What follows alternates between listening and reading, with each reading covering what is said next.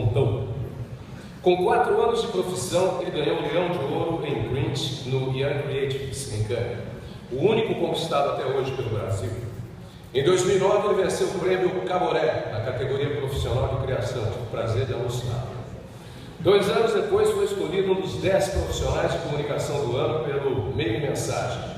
Foi o único criativo latino-americano apontado pelo Advertising Age como um dos creatives you should know. Na versão 2012 da pesquisa Agency Scope, realizada com profissionais de marketing, ele foi apontado como um dos 13 publicitários mais destacados do Brasil. Em 2015, foi considerado novamente pelo Meio Mensagem um dos 10 principais líderes do mercado publicitário brasileiro. Entre os prêmios recebidos ao longo de sua carreira estão One Show, DNNT, Clio, Lia, FIAP, Eloho, New York Festival, Prêmio Abril, Clube de Criação de São Paulo, Wave e 31 leões em Cannes, sendo 6 de ouro. É fácil, não? Tem mais ainda.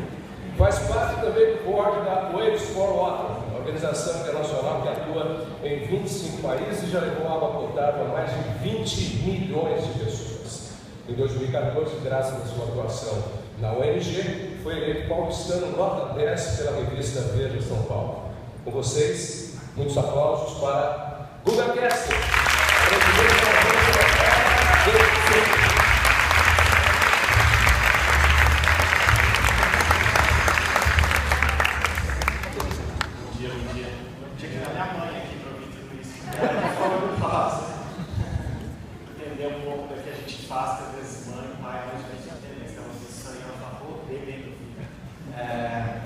Porque tirando isso, é óbvio que todos esses reconhecimentos e coisas que a gente consegue são legais, mas eu acho que o mais importante é essas coisas serem um reflexo e não a busca.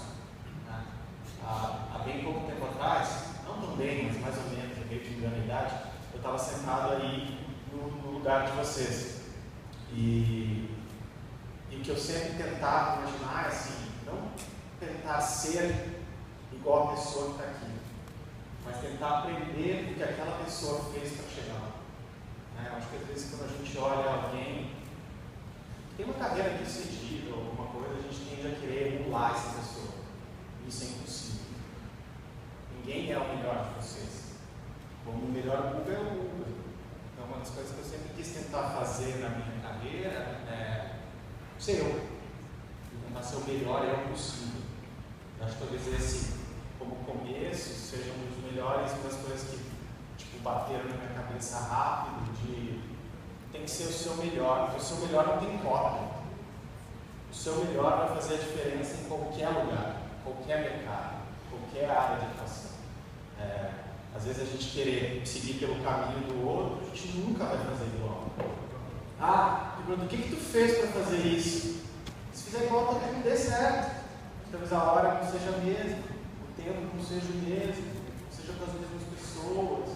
Acho que o mais importante é a gente tentar identificar um pouquinho do talento que a gente tem e tentar potencializar ele da melhor maneira. Ter prazer com isso, ter prazer no que a gente faz.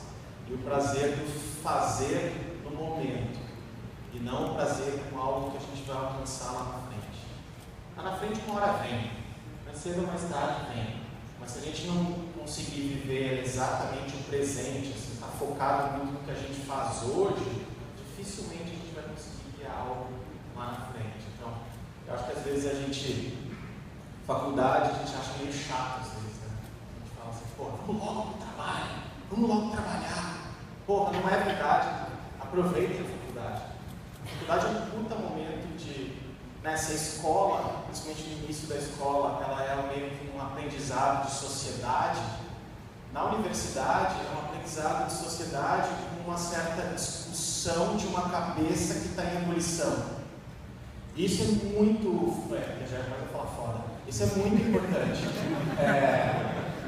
Porque é nesse momento aí que a gente tem uma chama, que é a chama de querer mudar o mundo, que é a chama de querer mudar as coisas, de mudar o que está estabelecido.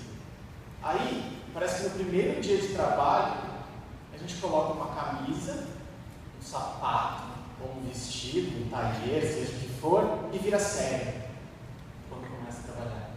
E aí está errado. Aí está muito errado. Porque a gente está perdendo essa coisa, principalmente na indústria criativa, que é esse inconformismo que vocês têm agora.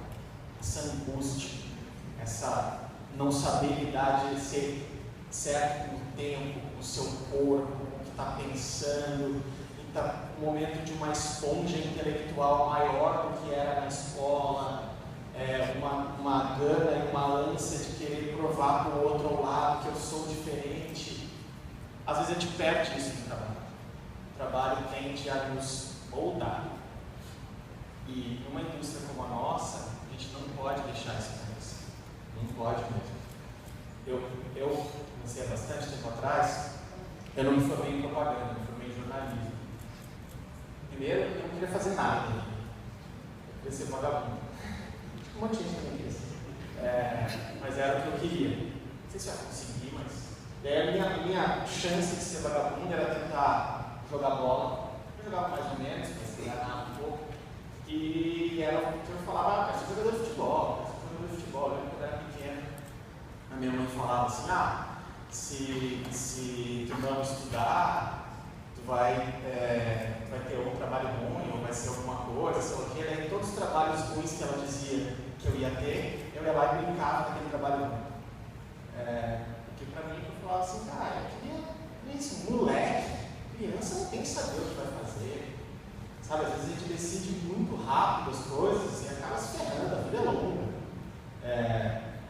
E aí, no último ano da escola, que eu tinha preparado para fazer um teste de futebol, para fazer college nos Estados Unidos, eu estourei meu joelho. No último, sei lá, setembro, outubro, eu estourei meu joelho. E aí, ó, fiquei um ano sem poder fazer esporte. Tive que estudar. Aí eu resolvi fazer faculdade, com minha família, com muita gente jornalista. Falei, vou ser jornalista. Só que qual é o jornalista mais vagabundo que tem na minha cabeça? Correspondente internacional. É legal pra caramba, o cara viaja pelo mundo inteiro. E na época eu gostava pra caramba, a gente não tinha acesso à National Geographic da vida, também o Globo Repórter. O Globo Repórter, viajar, fazer todas aquelas reportagens, viajar pelo mundo. Eu falei, cara, ainda vou te pagar para fazer isso. Era o que eu queria fazer.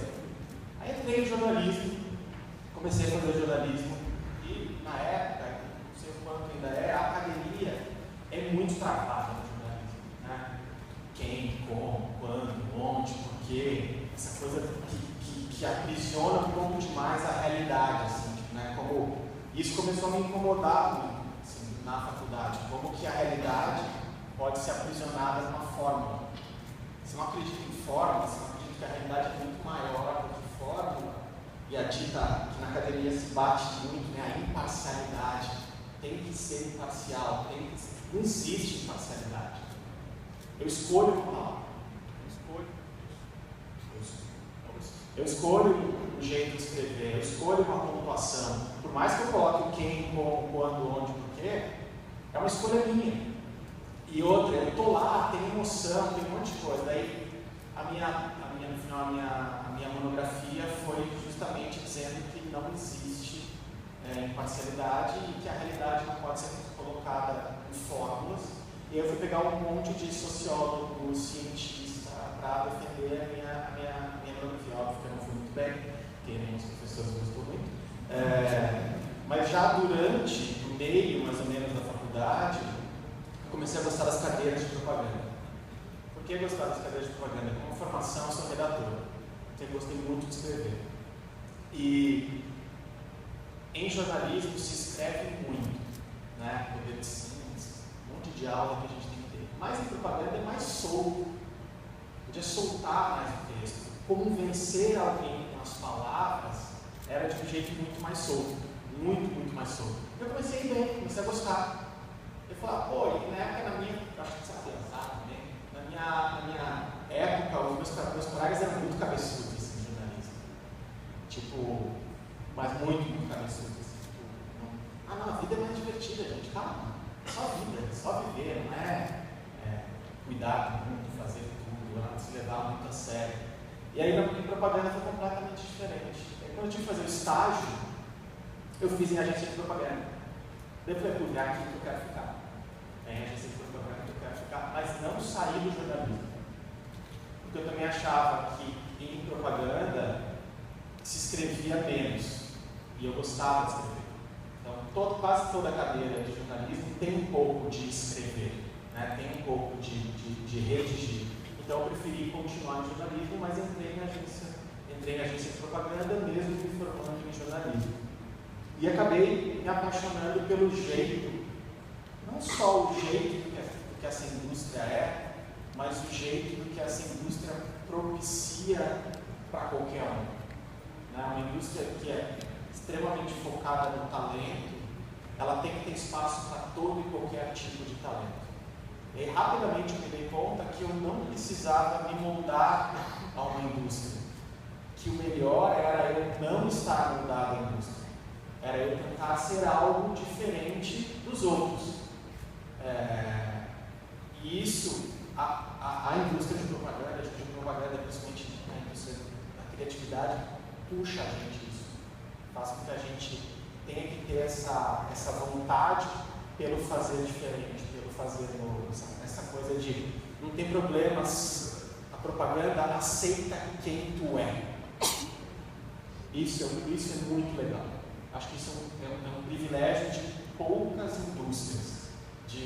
As formalidades são muito pequenas. Tirando, óbvio, formalidades de uma educação, em qualquer lugar tem que ter, ela propicia a gente ter a ideia, normalmente vale mais do que qualquer outra coisa. Óbvio que a gente pode, na hora profissional, discutir, será que hoje vai ser remunerado desse jeito? Será que hoje isso não é o papo para a gente entrar aqui? O que vale é essa coisa de, poxa, que é um pouco que eu falei no início, se deem conta que vocês estão entrando num lugar que vai querer o melhor de vocês, o melhor da individualidade de cada um. Quando eu falo de individualidade, eu não falo de não trabalhar em coletivo. Eu falo que a tua individualidade está a serviço de um coletivo. E não eu querer criar um monte de gente igual para isso ser um coletivo. É diferente, tá? Não estou querendo falar que são um bando de cuzão, tá? Não é isso que eu estou querendo falar. O que eu quero dizer é a força individual de cada um e a diferença de cada um vai construir um coletivo mais interessante. Tem que saber trabalhar junto, claro que tem que saber trabalhar junto. Mas acho que isso quando eu entrei em propaganda, quando eu descobri isso, para mim mudou uma chave na minha cabeça. Assim, falar, eu posso ser quem eu sou. Isso não é fácil de se ter em todas as indústrias. Aí comecei em Porto Alegre, né, trabalhar numa agência chamada Scala. Comecei fazendo estágio, aí eu fiquei, acho que aquela coisa de estagiário, 6 meses, sei lá, um ano de estágio. Aí comecei a trabalhar. Aí quando eu comecei a trabalhar, as pessoas na época falavam muito do Festival de Cannes. O Festival de Cannes é que é isso? Primeiro que tinha uma coisa que assim, São Paulo é o polo que, em termos da indústria da propaganda, está mais perto do mundo. Tá? Na minha época, mais ainda. São Paulo era essa força. Mas uma coisa que eu sempre pensei, trabalhando em Porto Alegre não pode ser a minha desculpa para eu não ser bom. Nenhum lugar pode ser. Alô? Nenhum lugar pode ser a desculpa para eu não ser bom. A desculpa para eu não ser bom sou eu mesmo. Se alguém tem culpa aqui, sou eu. Então, às vezes a gente fica, mas lá em Porto Alegre é difícil, é longe, não tem isso, nada bom se eu te botar amanhã numa cadeira em São Paulo, funciona? Mas eu trabalho numa agência que é pequena e que os clientes são assim, tá bom, então se eu te colocar amanhã numa agência boa, funciona? Vai ser bom? Eu acho que a gente não tem que trabalhar entendendo que para o lugar. A gente tem que trabalhar para a gente, trabalhando para a gente está ajudando a construir aquele lugar. Então, Porto Alegre, eu não me vitimava por isso. Eu só falava assim, tem São Paulo, que me parece um lugar legal. todo mundo falava muito do Festival de Cannes. Muito Festival de Cannes pra lá, Festival de Cannes pra cá, Festival de Cannes. E eu era estagiário numa agência em Porto Alegre. Ninguém ia me mandar pro Festival de Cannes. Ninguém. Aquela coisa, pô, vai por ano, por sei lá o quê. Na minha época não tinha Young Creatives lá no sul. E eu também nem tinha trabalho ainda para ser Young Creative, estava muito começando, não tinha nem condições disso.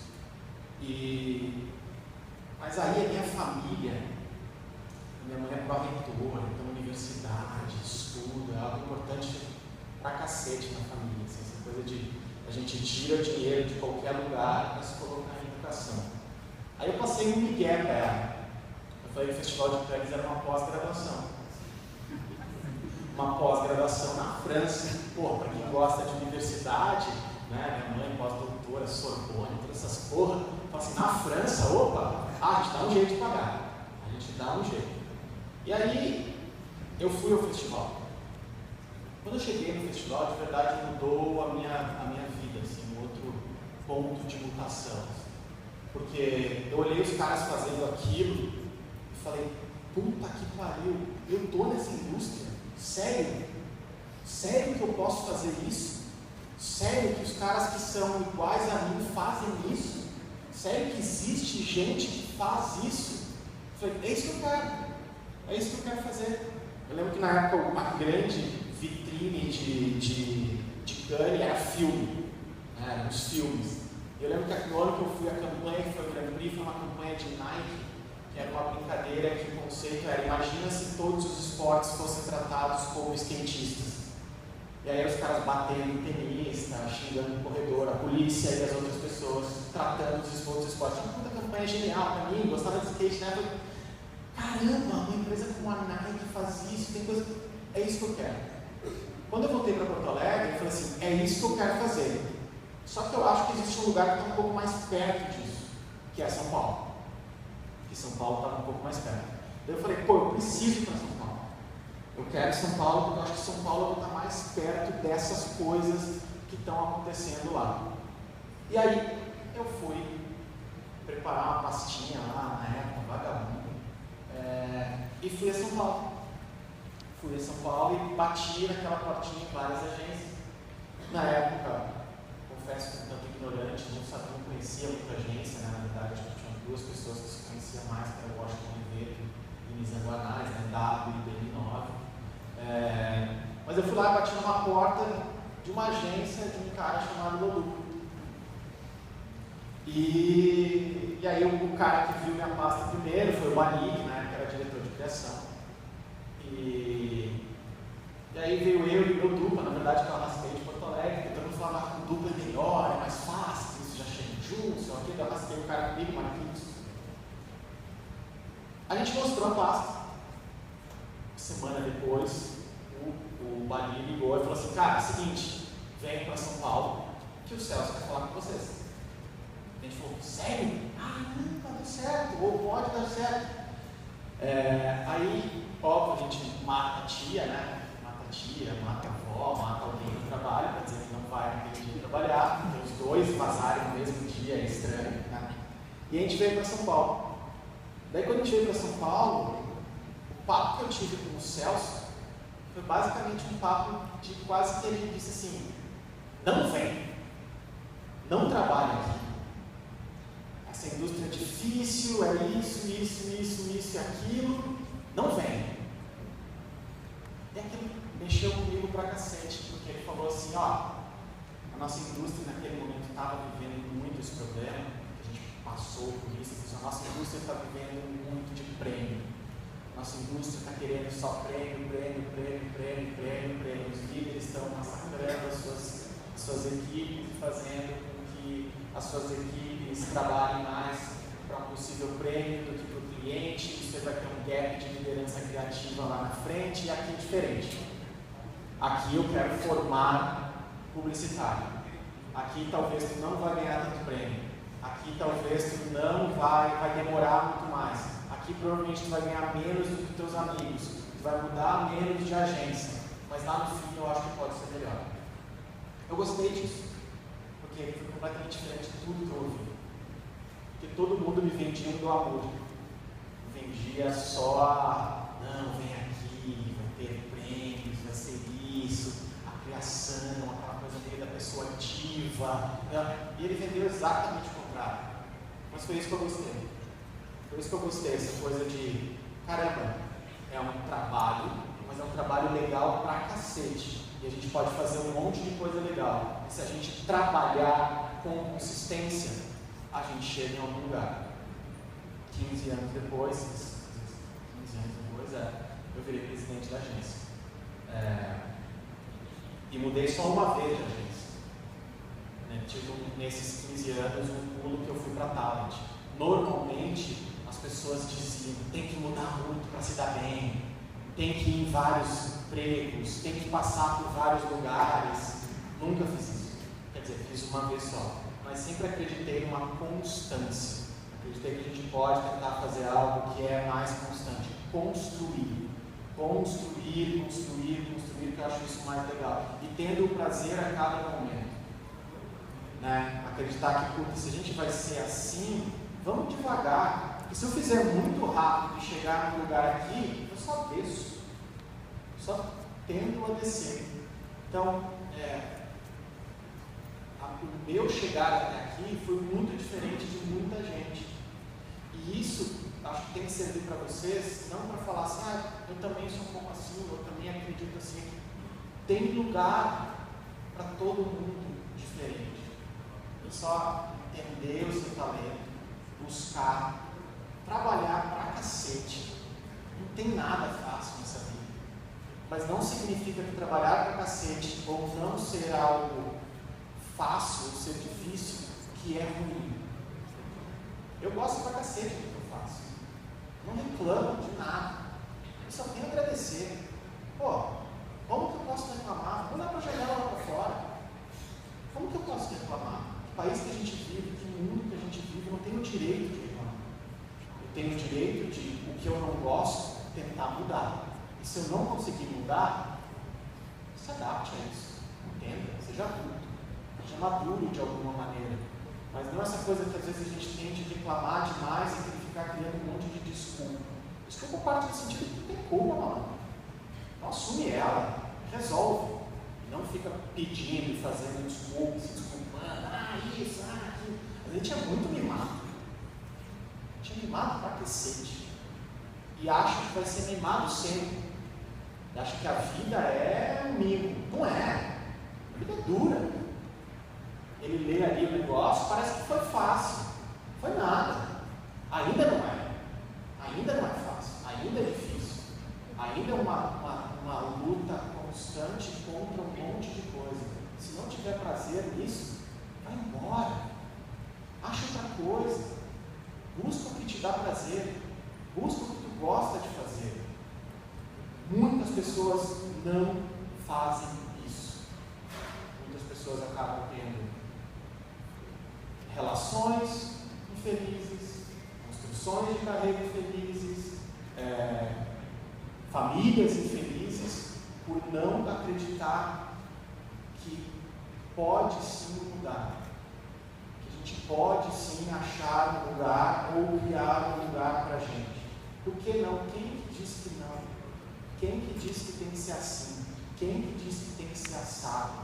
Cada vez mais a geração de vocês está percebendo mais isso, que muitos dogmas estão sendo derrubados com uma velocidade absurda. Entendam isso. Tem muita gente de vocês muito mais careca do que cara mais velho como eu. Não usem esse acúmulo excessivo de informação, essa possibilidade do mundo estar muito pequeno contra vocês, querendo criar dogmas de vocês, querendo criar um rancor, querendo criar uma coisa que é desnecessária. A vida é leve, dependendo do jeito que a gente olha, sabe? Às vezes a gente fica muito crítico, muito ácido, muito contra tudo. Caramba, vamos. Um bando de privilegiados aqui nessa sala. Um bando de privilegiados. Tá bom, já sei disso. Agora é pra frente, é pra cima. E não ficar a gente se puxando contra, sabe? A gente sempre arrastando uma âncora. sabe, essa âncora de preconceito, a âncora de desculpa, a âncora do rancor, a âncora da inveja do outro. Bicho, baixa a cabeça e vai trabalhar. Tem lugar para gente, todo mundo fala em crise, certo? Tem lugar para gente boa em qualquer lugar. Gente boa, gente talentosa, gente com caráter, consegue emprego aonde quiser. Aonde, então você não consiga chegar naquele lugar, não tem acesso àquele lugar. Se alguém me perguntar hoje, vocês têm vaga na agência? Não. Se aparecer alguém que eu fale assim, caralho, eu abro uma vaga. Qualquer pessoa faz isso. Qualquer líder vai fazer isso. A gente vive uma crise de talento absurda. Por quê? Porque a gente tende a massificar o talento de todo mundo. E isso parte muito de vocês. A querer ser igual ao outro, a querer fazer igual ao outro, a querer reagir igual ao outro. Aí vai ter um monte igual. Tem um monte de gente igual, um monte de gente parecida. Agora, se quiser mexer um pouco, tem espaço. Sempre tem espaço. Pelo que me falaram aqui dessa dinâmica aqui para mim, primeira não é para eu falar muito, eu falo pra cacete. E é para eu começar a abrir perguntas para vocês. Quem quer perguntar? Você quer espectador? Eu não vou perguntar, mas a minha pergunta é qualquer pergunta é boa. Mas também, se vocês não quiserem perguntar, eu continuo falando.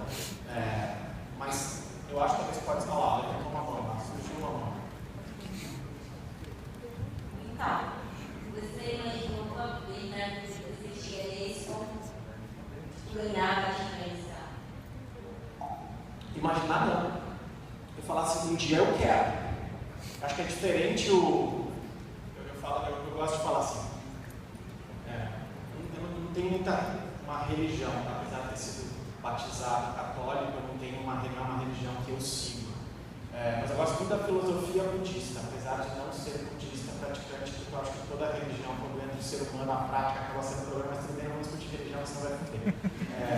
Mas tem uma coisa que eu gosto, que é uma coisa bem budista, que é expectativa baixa, objetivo alto, esforço constante. A minha expectativa de ganhar sempre foi baixa. O meu objetivo sempre foi alto. Mas é um pouquinho diferente. Sabe? É um pouquinho diferente de se imaginar lá. Do que de falar, pô, eu quero chegar lá. É um pouco diferente. E com um esforço constante.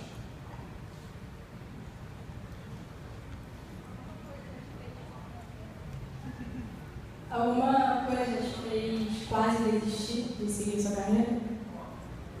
Na verdade, várias coisas fizeram eu repensar o que eu queria para mim e para minha carreira. Mas não desistir dessa indústria.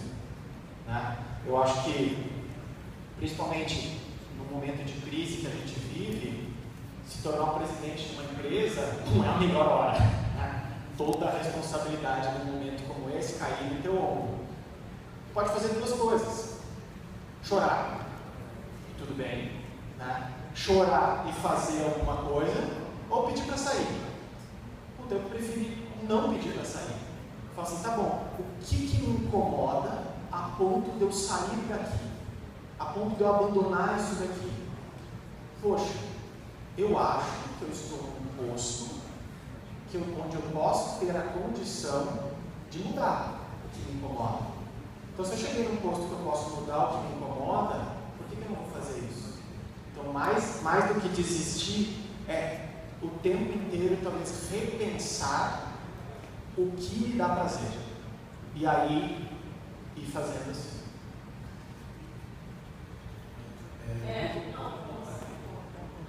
Desculpa, foi a fila, não, mas é que ele levantou rápido aqui. Levantou, depois vai tudo.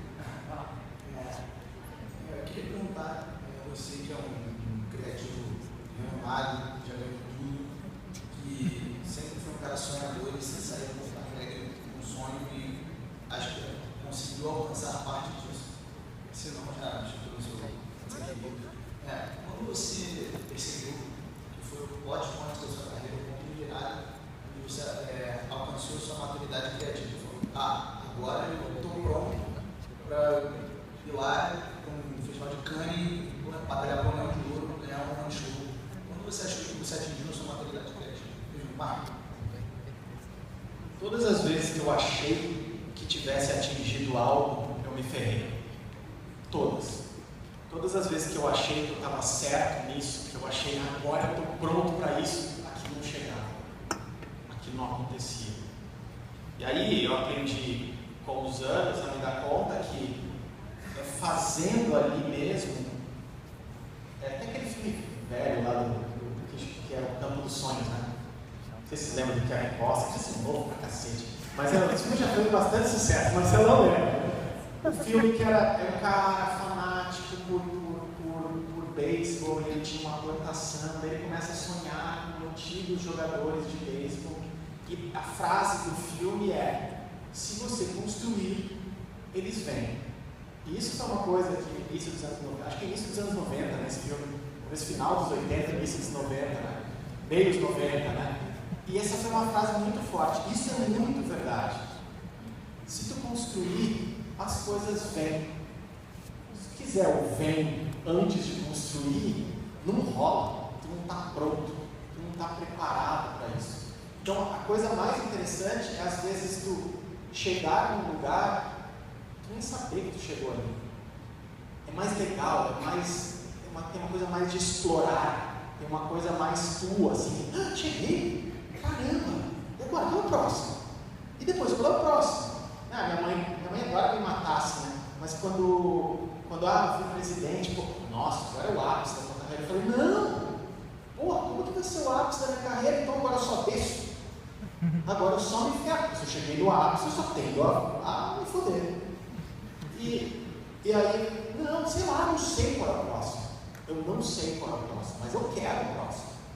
Eu quero outra coisa, eu quero ter outras coisas. Eu quero ficar sentado na minha cadeira para sempre. Agora, eu não sou o cara que diz, agora estou preparado para trocar de cadeira. Agora estou preparado. Acho que isso não. Qual obra criativa foi o seu maior desafio? Qual, desculpa, eu não vi no início. Uma obra criativa. A obra? Fez um criativo, um projeto que foi o seu maior desafio. Todos, tudo é foda, tudo é difícil. Eu acho que às vezes a gente se ferra no processo criativo é achar que agora sim, agora, esse é o problema. Toda e qualquer coisa pode ser muito boa, depende da energia que tu coloca nela. Então, às vezes tinha umas coisas que eu não imaginava que ia dar em nada. E saiu coisa muito legal. Sabe aquelas coisas que tu olha assim, cara, isso aqui não vai a lugar nenhum.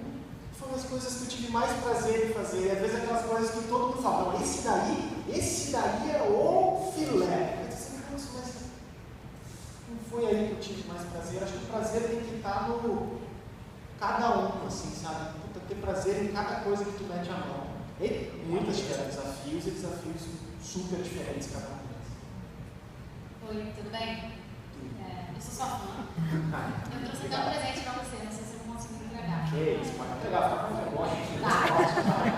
Entrega agora não. Depois, enfim, a minha pergunta é a seguinte: a gente sempre ouve falar de um monte de prêmio, um monte de coisa, mas eu queria que você exemplificasse um case assim que você olhou depois, cara, que isso foi um erro. Porque no mercado, um erro é pra todo mundo ver, né? Ainda mais nesse mercado, a repercussão é enorme, ainda mais hoje em dia, né, com a internet. Se você pudesse exemplificar um erro que você falou. Teve um monte de erro. Acho que foi há 2 anos atrás eu dei uma palestra em Cannes falando só sobre os meus erros. Só sobre os erros que eu cometi. E aí tem vários erros.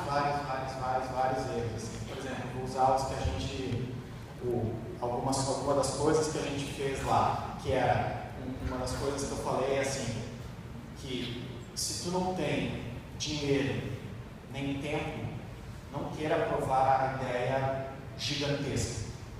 Vai dar errado. E a gente fez um filme para a gente ver que o roteiro era um roteiro épico. Nossa, que roteiro! Nossa, pessoas voando como peixes, subindo a correnteza e os ursos comiam, tipo, se a música fosse isso. Só que a gente não tinha dinheiro. Ficou uma merda. O roteiro era legal e ficou. Eu lembro que eu mostrei no festival lá, as pessoas davam risada, porque é ruim mesmo. É ruim. Então, o produto final é o que importa. Não adianta, tipo, uma puta ideia brilhante. Mas como é que você coloca de pé? Se ela é inviável, não coloque ela de pé. A outra que a gente fez também para a MTV, faz um puta tempo, assim, foi um dinheiro que a gente mais tentava usar. A gente falou, a gente já tinha feito um anúncio comestível. A gente resolveu fazer um anúncio que é um chiclete. E vendeu para o cliente. Pô, aquele negócio de chiclete, tem um anúncio ali impresso no chiclete. A gente fez uma prova, funcionou. Só que a gente precisa, inclusive no meio mensagem. Eu comi o anúncio. Inclusive foi no meio mensagem. Aí, a gente, tipo, pronto para entregar, a gente não se deu conta de escala e tempo. E o anúncio, a gente conseguiu lá a goma de mascar e tinha que passar no negócio lá de padaria, super artesanal, e fazia o anúncio. Aí a gente conseguiu alguns. A gente quebrou 3 padarias. E os caras putos, porque ia começar, a gente entregar o pão e o cara não conseguia por causa disso. E a gente tentando. Eu acho que tinha que ser, não lembro quantos anúncios, acho que tinha que ser 1000. A gente conseguiu fazer 200. Não, 200 entrega. Essa briga do cliente no telefone para entregar no outro dia. Aí o filho da puta colocou um anúncio em cima do outro, de chiclete, sem colocar a seda. Colocou. Virou uma pedra. Ou seja, a gente ficou sem anúncio. E aí, rapidamente, da noite para o dia, a gente teve que criar um outro anúncio. Vender para o cliente. Se desculpar com o cliente. Então, assim, se tu não tem viabilidade, não banca. A gente bancou sem ter viabilidade. Bancou um sonho e o sonho não se concretizou. E aí, vários outros. Passar para outras pessoas. Não, ele aqui eu acho que levantou antes. Oi, Guga, boa tarde. Então, são 2 perguntas. Numa só. 2 numa só. Hoje, a indústria da propaganda ela não está competindo só com a indústria da propaganda. Né? Desde a década de 90 isso começou a se consolidar. Uma ideia vinda de um quarto, onde 5 amigos estão reunidos, podem literalmente quebrar um negócio do seu cliente. Esse livro aqui, A Cultura da Participação, ele mostra o caso do, acho que é o Happy Napster, foi na década de 90, final da década de 90, esse não acho nem sei se é um aplicativo, ele quebrou a indústria norte-americana musical, né? E eu acho que eles perderam 7 bilhões de dólares porque o programador fez o serviço de streaming para você, serviço de streaming não sei corretamente como é que é isso, mas ele possibilitou que eu buscasse as minhas músicas no computador de outra pessoa que me fornecia. Ora, os publicitários também precisam pensar no negócio do cliente, né? E aí, como é que você lida hoje, sendo líder criativo, sabendo que o seu criativo não está competindo só com outros criativos da sua agência, e você está competindo com uma pessoa que pode estar no ônibus e ter uma solução criativa que derruba uma empresa de carros, e ao seu cliente afeta seu negócio. E a parte disso, essa é a primeira. A parte disso, como você vê as agências de publicidade, ou se elas existirão daqui a 15, 20 anos? Vou tentar responder as duas de uma só. Sim, cada vez mais a tecnologia está fazendo com que todo mundo tenha expressão. Isso é uma coisa que sempre existiu. A diferença agora é que a tecnologia faz com que o range, que pode se chegar a uma ideia amadora, é muito maior do que qualquer tempo que a gente já viveu. Tá? A gente não vive de só fazer conteúdo para mídias específicas. A gente vive de construir relações entre marcas e consumidores. Essa é a nossa essência. A nossa essência é como que eu construo uma relação sólida entre um anunciante e o seu consumidor. Como isso vai ser feito? Não sei. Não sei, cara. Depende. Pode ser contratando um menino blogueiro. Pode ser o cara que destruiu o sei lá o quê e eu fui atrás. Pode ser que eu precise reinventar o jeito de lançar música, porque já não se ganha mais dinheiro de música dessa maneira. A indústria se reinventa sempre. Agora a gente está passando por um processo onde a tecnologia está fazendo com que a coisa seja rápida. Então, a essência é criar ideias para essa relação de consumo. Isso não tem tempo, isso não tem era. Eu sempre falo assim, não é sobre digital. O digital não me interessa. O que me interessa é o comportamento humano num mundo completamente digitalizado. Isso é o que interessa. Isso é o que tem que nos movimentar. Como vai ser, cara? Pode ser que amanhã não exista e tenha que ser de outro jeito. Quem diria? O Google não fez 20 anos. É muito pouco tempo. As coisas estão mudando muito rápidas. E a gente não pode achar que essa velocidade faz com que a gente seja menor. Pelo contrário, pode fazer com que a gente seja maior. Porque às vezes a tecnologia, ela cria uma grande plataforma de distribuição, mas que precisa de conteúdo para essa distribuição, para essa plataforma. Uma ótima oportunidade. O que eu acho que é o que está mudando um pouco é que estão surgindo empresas que não existiam há pouquíssimo tempo atrás, com um valor de mercado absurdo e com um desejo absurdo de talentos querendo trabalhar lá. Eu acho que hoje o que precisa um líder de uma agência é entender como uma agência consegue atrair vocês. Acho que esse é o grande desafio. O que eu faço dentro de uma agência para atrair vocês? Por exemplo, a gente tem, normalmente as agências têm estágio, né? Tem um programa de estágios. A gente está começando a desenvolver e vai fazer agora um estágio que é completamente diferente, que é muito mais um hackathon de ideias do que um estágio. E aí, esse lugar, ele vai ser, porque muitas vezes o estagiário, o que ele fala? Pega o estagiário e manda ele fazer o folheto. Pega o estagiário e manda ele fazer a pior ideia, a última da fila, e bota esse cara para mostrar o talento. Eu acho que a gente pode ser mais do que isso, porque vocês estão querendo mais do que isso. Vocês estão querendo resolver problemas maiores. Então, esse departamento vai receber grandes problemas. Um tempo para resolver e um budget. Então, ao invés de eu pagar o salário do estagiário, os estagiários vão ser remunerados pelo que eles estão gerando de dinheiro do trabalho que eles estão fazendo, que é completamente diferente.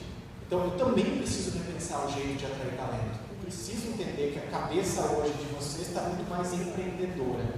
Tá? Então, acho que essa é uma coisa. Não é mudar o todo e que acabou, agora vamos começar tudo de novo. Não é. Cara, vamos mexendo em coisas.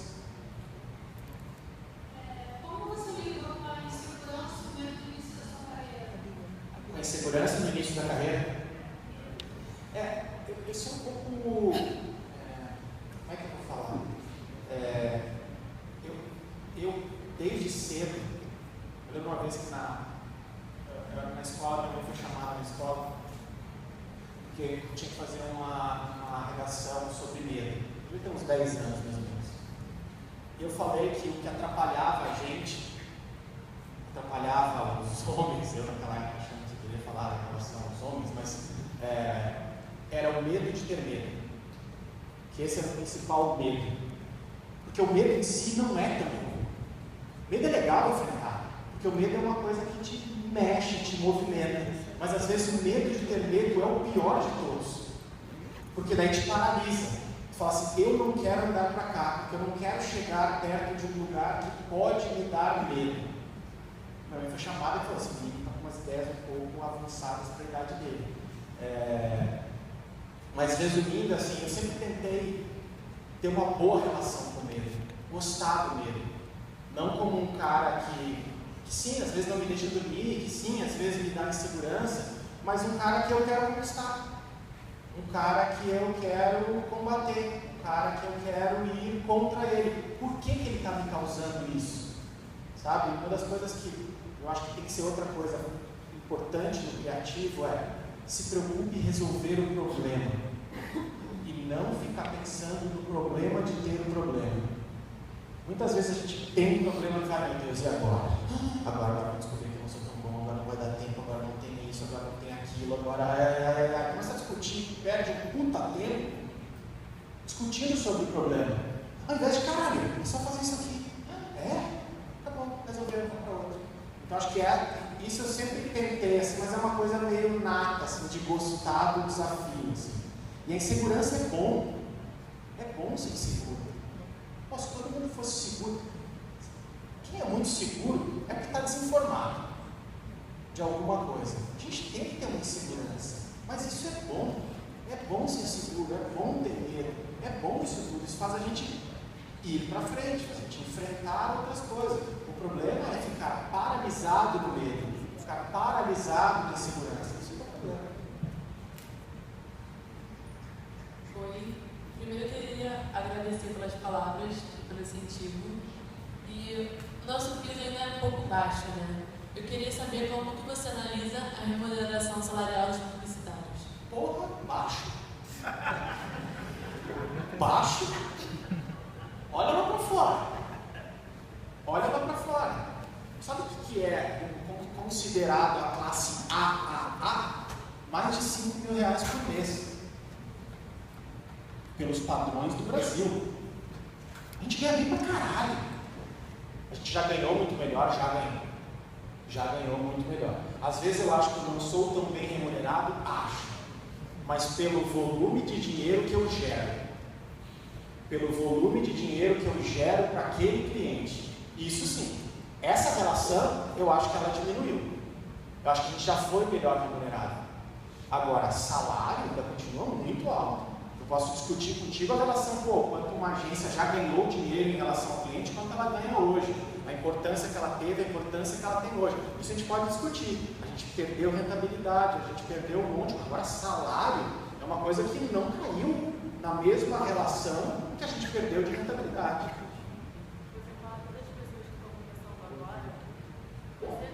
Você começa numa indústria que tu sabe aonde tu pode chegar e que tem um salário alto. Trabalha, bicho. Quer começar lá embaixo? Começa, mas tu sabe que o teto é alto. Essa é a diferença. Essa é a diferença.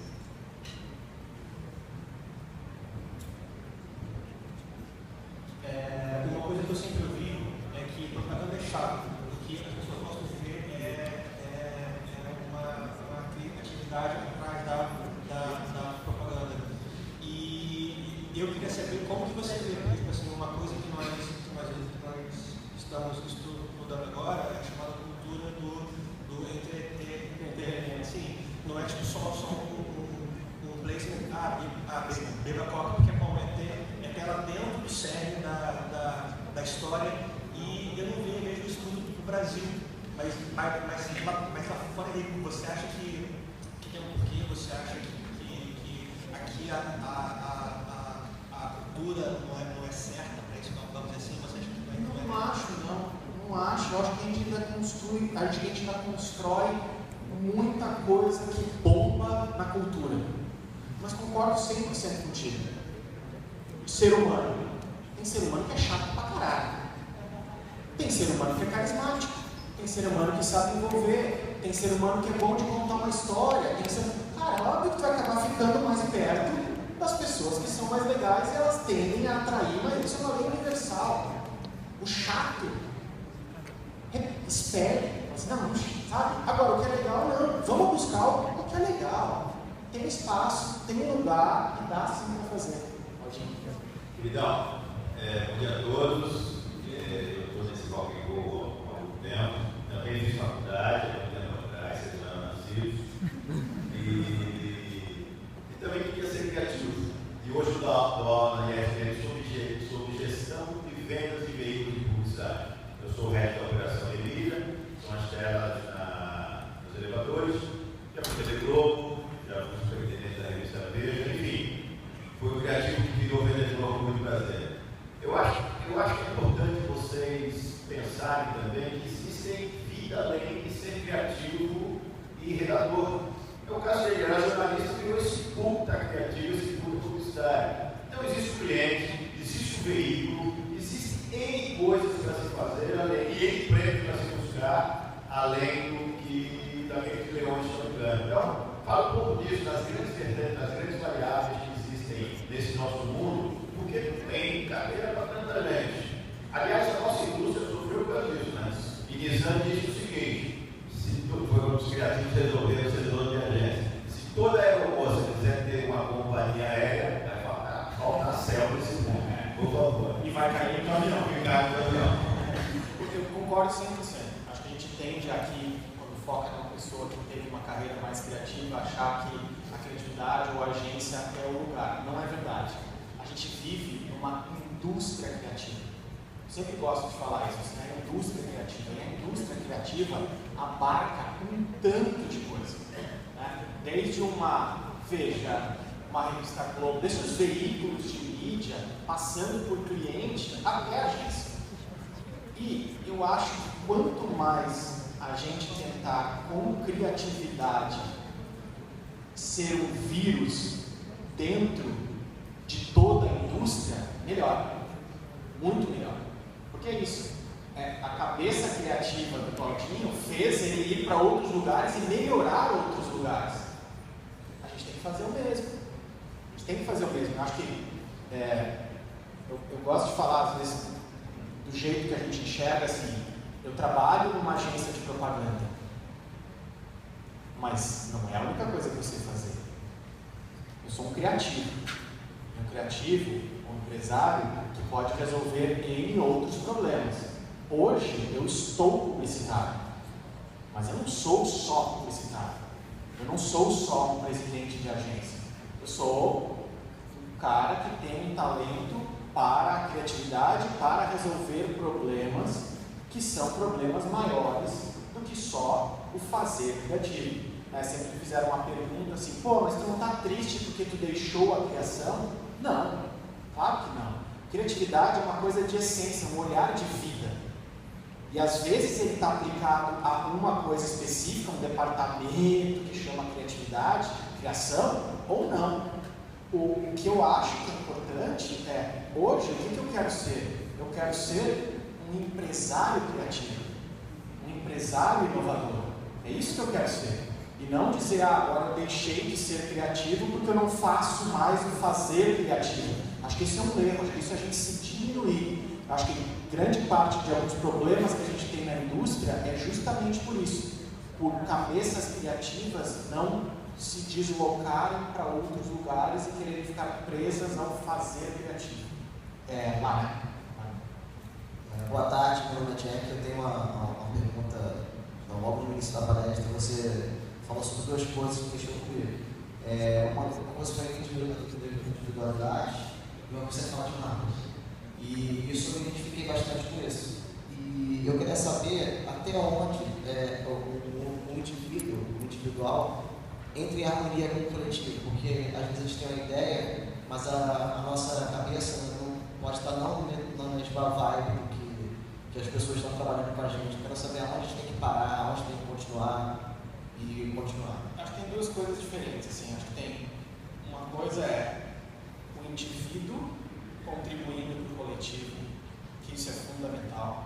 Tá? A gente tem uma coisa que a gente confunde às vezes o ego com o egocentrismo. Tá? Ninguém consegue trabalhar esse esforço se não tiver uma boa relação com o seu ego, se não tiver uma boa relação consigo mesmo. Antes, a gente tem uma coisa meio católica apostólica romana de eu me chibato para te dar prazer. Eu sofro para te dar prazer. Eu sofro para o outro ficar bem. Eu não acredito nisso. Eu acredito que eu só posso fazer o bem para o outro se eu estiver bem. Se eu estiver bem comigo mesmo. Porque daí eu nunca posso te cobrar. O que eu não gosto de alguém que sofre pelo outro é a cobrança. Eu sofri por ti. Eu fiz isso por ti. Eu não te pedi. Eu não pedi para te sofrer por isso. Eu achei que tivesse feito isso porque tu achou legal. Porque tu estava achando legal me ajudar. Porque tu estava gostando de contribuir com algo para mim. Eu acho que a gente precisa ter essa noção do indivíduo a serviço do coletivo, mas primeiro o indivíduo estando feliz. E aí não é dando cotovelada no outro, não é sendo filha da puta Eu preciso fazer as coisas que me dão prazer. Aí eu consigo dar prazer para o outro. No trabalho, às vezes a gente acha, pô, eu acho que eu estou certo. E aí os outros caras acham que eles não estão. Às vezes tem que ter um juiz. Às vezes vai ter alguém que vai dizer, não, cara, tu está um pouco certo por causa disso, está um pouco certo por causa disso. Tem que ter um líder que controle um pouco isso. Então acho que são duas coisas dentro da mesa, assim. Cara, não pode, todo mundo está dizendo que não e tu está dizendo que sim, das duas uma, vaza ou tu está errado. Então, e não dá para dizer de verdade quem está certo, porque é isso, que um monte de gente fala assim, ah, mas esse cara não acreditou nisso e todos os outros se deram bem pra cacete. Ou ninguém acreditou nesse cara e esse cara construiu um império. Tem várias histórias disso. Esse detalhe é difícil, mas eu acho sim que a gente tem que estar feliz com a gente para gerar alguma coisa boa para os outros e para o coletivo. Senão vira raiva, mágoa. Voltando a falar um pouco sobre criatividade, e lá na UMEX a gente até corta o L de atividades e escreve a idea, porque realmente a ideia é importante para a gente. Como você alimenta essa criatividade? Como você aumenta esse repertório e busca novas referências? Como você se mantém inquieto? Uma coisa que é importante hoje que é essa criatividade, ela tem que estar além do fazer criativo, que eu já falei. E a gente tem que usar a nossa criatividade, às vezes, a serviço de outras coisas. O que é uma coisa que a gente está fazendo hoje bastante na agência? Estimulando as pessoas a terem ideias que não necessariamente são de propaganda, mas elas acabam virando uma plataforma que talvez isso pode criar um novo negócio maior do que propaganda, ou maior do que agência. E aí todo mundo, se isso virar alguma coisa, tem uma certa participação nisso. A gente lançou o ano passado um aplicativo que tem mais de 100 mil usuários, ele faz bem mais sucesso fora do Brasil do que no Brasil, por uma coisa específica, e é uma plataforma da agência. A gente está criando agora mais outras 3 plataformas dentro da agência que são maiores do que propaganda, do que o fazer advertising. A gente está buscando como que a propaganda, ela cria algo sob uma demanda. Preciso vender essa marca. O que a gente está tentando criar é como é que eu crio demanda para consumo antes de marca. E a gente precisa de criatividade para isso. Então, como a gente pode cada vez mais colocar as pessoas que estão entrando, que têm esse desejo de buscar algo maior do que o fazer publicitário, o fazer advertising, para dentro da agência, é dar espaço. Dar espaço para que essas coisas surjam. Aqui. Vai lá. Fala aí. Eu queria só fazer uma relação entre o seu estilo de trabalho e o que você ficou na empresa profissional.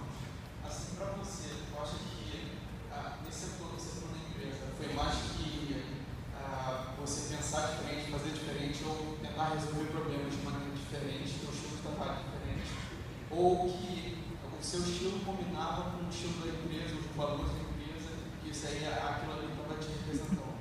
Valores, com certeza. O Celso eu sempre chamei ele de mestre Yoda, porque o Celso é meio Jedi, assim, e ele é o Jedi no sentido de ele ensina a tu, ele enxerga a força, mas ensina a tu desenvolver a tua força. E isso é o mais legal. É difícil o líder que faz isso. Quando o líder faz isso, ele faz com que quem está abaixo pense na mudança e na construção, e não só no traçar algo. Né? Então, para mim, é isso. Primeiro, na hora que eu cheguei o Celso me desvendeu tudo. Meio Yoda lá no pântano, né? O Luke chega lá e fala assim, caralho, esse tio aí é ele que eu estou procurando, não é ele. Ele fala umas coisas que não tem nem nada a ver, não dá para entender, mas no final se demonstra, né, que aquilo era parte do aprendizado. Então, o que fez eu ficar bastante tempo lá foi isso, é um lugar que me propiciou aprender e despertar a minha força. Não pro lado negro, né? Nunca saiba, pelo menos, né? O sábio ainda não está vermelho. Bom dia. Bom dia. Quero agradecer. E eu queria te fazer uma pergunta do seguinte: em relação ao mercado publicitário, a gente sabe que não é dos piores do mundo e não é um mercado ruim. E assim, eu queria que você desse no seu ponto de vista perspectiva para o futuro relativamente próximo, para o futuro do mercado publicitário no Brasil, em relação também a algumas especificamente sobre o Brasil, assim, na sua opinião, é mais positivo ou você acha que chegou num ponto importante ou você acha que a gente não pode dizer que a perspectiva é mais otimista ou pessimista, porque existe um maniqueísmo muito forte no mundo de colocar determinadas circunstâncias como extremamente positivas ou extremamente malignas, né, de senso comum de mercado. Eu queria saber qual a sua opinião, qual o seu ponto de vista em relação à perspectiva para o mercado no futuro relativamente próximo, no nosso futuro. Cara, hoje, do jeito que a gente está vivendo, o domingo que a gente vai viver agora, é meio difícil saber a segunda. Tá? É meio difícil saber a segunda, isso em termos de mercado. Né? Acho que se eu soubesse isso, eu estava rico. Né? Ferrou. Porque saber isso é muito difícil, ninguém sabe. Ninguém sabe o que está acontecendo com o país e com o mundo também. Qual que é a minha visão em relação a isso? É o fim do mundo? Não. Não está vindo o asteroide para acabar com a gente. A gente não tem horas contadas. Cara, eu acho que isso não é o fim do mundo. Vai fazer a gente passar por talvez tempos difíceis? Sim. Cara, quem é esse? Quem disse que é fácil? Alguém algum dia falou que era fácil? Não. É que agora tem uma ebulição de coisas ruins. Eu, pessoalmente, acho que o Brasil é muito maior do que qualquer crise. Acho que o país tem uma força maior para qualquer crise. O que tem me assustado um pouco nessa crise? Uma crise de intolerância. Eu nunca saí do Brasil porque eu sempre achei o Brasil um país tolerante. Tolerante não estou falando acomodado. Estou falando com uma certa menos problema de intolerância, do ódio contra uma ideia, do ódio contra uma religião, do ódio contra uma postura. Acho que o Brasil teve um pouco essa liberdade, tá? Teve um pouco isso. Tem. Eu acho que o último ano e esse ano estão expondo um lado muito ruim, que é o lado da intolerância. Sabe, eu acho que não é briga, não é um contra o outro. Eu acho que isso é que é importante. Tem coisa ruim, tem coisa ruim. Tem coisa boa, mas não é na briga que se resolve. Eu acho que a gente está perdendo muito tempo em agredir o outro e pouco tempo pensando em o que sai dessa briga. Eu acho que a gente está reclamando, pedindo para que se destrua. E precisa se destruir um monte de coisa no Brasil. Um monte de coisa precisa ser destruída no Brasil. Só que, quem está levantando a bandeira da construção, da reconstrução? Quem está levantando isso? Quem está falando isso? Só se vê e se ouve sobre a destruição que precisa ser feita. O que a história mostra ao longo dos anos? Quando se preocupa demais no destruir, o povo como um todo vai demais para o destruir e pouco para o reconstruir. Tem gente já pensando em reconstruir, tá? Tem gente. E não sei se são os melhores. Essa é a questão.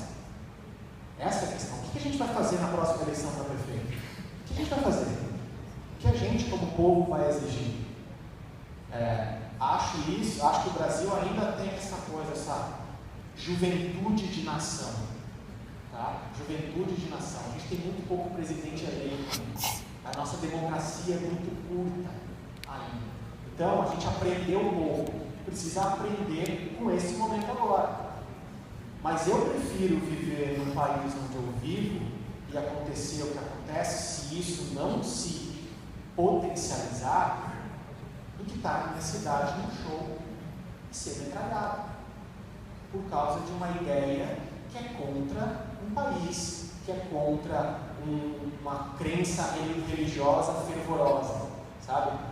Eu prefiro isso. Eu acho que o mundo tem uma crise de violência contra ideias que o Brasil não tem. E é um saco tu entrar num país, ou tu estar num país onde tu te sente, quem é o próximo cara que vai me explodir? A gente não vive isso. Pô, isso aí tira o peso do ombro. Vamos trabalhar. Vamos trabalhar. Acho que a nossa indústria tem que trabalhar, o nosso país tem que trabalhar, acho que a gente tem que trabalhar. Baixa a cabeça e trabalha. E vamos reivindicar pela reconstrução e não só a destruição. Olá, Guga, tudo bem? Sou o Edu, você sabe, conheço bastante tempo, sou seu fã. Quero saber na atualidade quem são os seus ídolos. Aproveitar que é a última pergunta. Na atualidade, quem são os seus ídolos? Ah, eu tenho um péssimo hábito que é sou ruim de lista. Sou péssimo. Aquele filme lá do cara que fazia 5 listas é o oposto do que eu acho. Eu tento. Quero ver como é que eu vou falar isso da melhor maneira. Eu acho a idolatria perigosa. Eu gosto de pessoas por coisas que elas fazem. Mas eu acho que quando a gente idolatra, a gente coloca a pessoa inteira numa redoma. E às vezes o cara é muito bom numa área, mas ele é um filho da puta na outra. Então eu tendo a gostar muito mais de ideias que pessoas geram do que idolatrar a pessoa. Eu não quero ser idolatrado, eu não quero isso. Eu acho que essa construção é perigosa.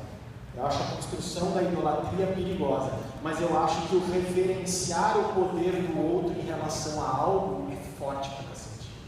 Então tem muitos, cara. A gente pode falar, tá bom, na música é isso, na literatura é isso, na política é isso, vários. Na propaganda são esses, assim. Mas foi pra falar assim, como um cara que fez completamente diferença na minha vida foi o Celso. O Celso Lodruga foi um cara que, de verdade, mas eu não o idolatro. A relação que eu tenho com ele é uma relação de um respeito e de troca que, no meu ponto de vista, é muito maior do que a idolatria, porque ela é de carne, ela é de troca, isso, é diferente, assim. Mas se a gente for usar aqui pra cá, um bom exemplo, cara, o Celso, pra mim, foi isso. Eu chamo ele de Yoda. E isso talvez seja, eu não acho que o Yoda, o Luke idolatra o Yoda, mas é um respeito e uma admiração que está muito maior do que o fazer humano, do que a pessoa humana. É mais do que aquela, querendo ser poeta, assim, é mais do que ela é humana, do que como ela é como ser humano.